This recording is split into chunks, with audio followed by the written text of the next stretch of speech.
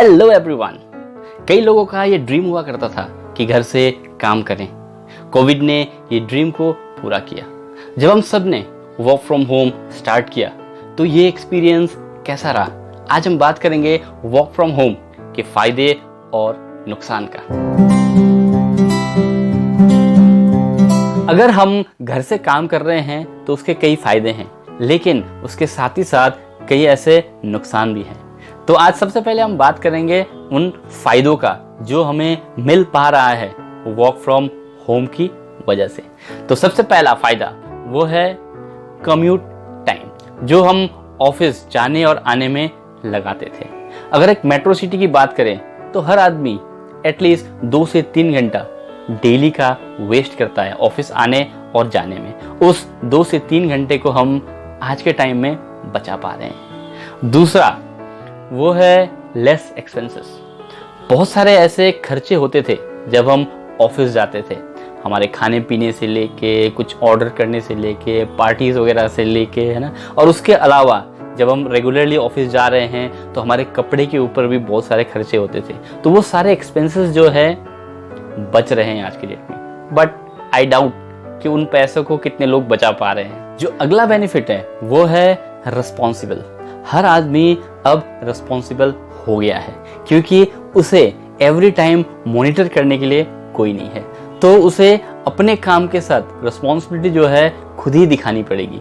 उसको खुद ही अपना काम करना पड़ेगा, सही तरीके से सही प्रोडक्टिविटी देनी है, और जो टास्क असाइन किया गया है उसको टाइम पे कंप्लीट करके भी देना है। तो इस वजह से कहीं ना कहीं हम सब लोग रिस्पॉन्सिबिलिटी सीख रहे हैं और रिस्पॉन्सिबल हो भी रहे हैं। अब अगला बेनिफिट की बात करते हैं, वो है फैमिली टाइम। जब भी हम पहले ऑफिस जाते थे, हर आदमी 12 से 13 घंटा ऑफिस में लगाता था डेली बेसिस पे, और जब वो ऑफिस से वापस आता था थक हार के तो ज़्यादा अपनी फैमिली के साथ इंटरेक्ट नहीं कर पाता था। वो रेस्ट करता था, फिर अगले दिन ऑफिस जाने की तैयारी करता था।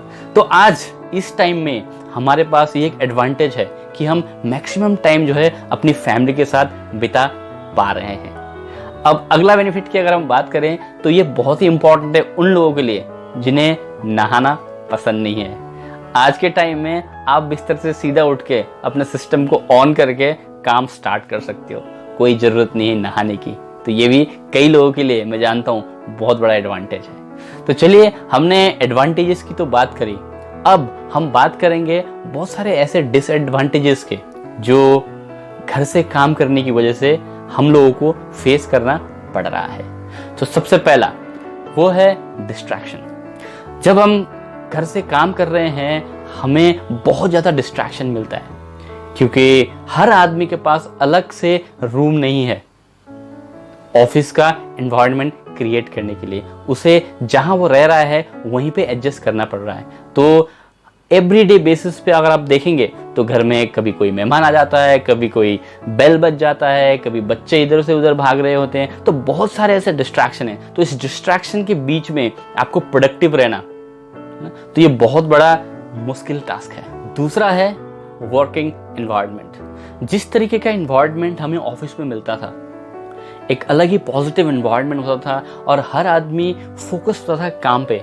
तो ऐसे एनवायरनमेंट में बैठ के काम करने का मजा ही अलग आता है।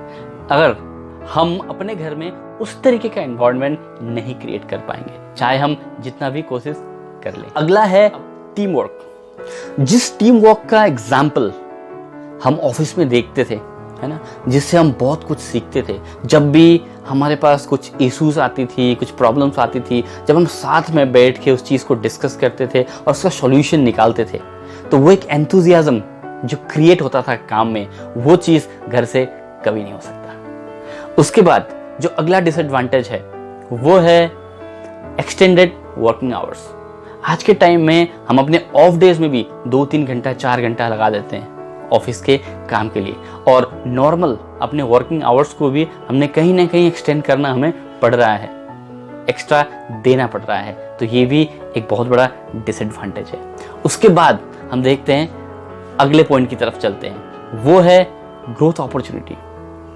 अगर हम घर से काम कर रहे हैं तो ग्रोथ अपॉर्चुनिटी भी बहुत कम है क्योंकि हमारे अंदर वो मोटिवेशन नहीं है क्योंकि जो हम ऑफिस में साथ में काम करते हुए एक मोटिवेशन जो मिलता था, ग्रोथ का एक भूख होती थी आगे बढ़ने की, वो चीज़ कहीं ना कहीं दबती जा रही है क्योंकि हम अकेले काम कर रहे हैं। हमें उस ग्रोथ के बारे में सोचने पे ज़्यादा फोकस ही नहीं है। हम बस अभी फोकस हैं अपना टास्क को कंप्लीट करने में। तो ग्रोथ मेंटालिटी जो है वो कहीं ना कहीं कम होती हुई नजर आ रही है।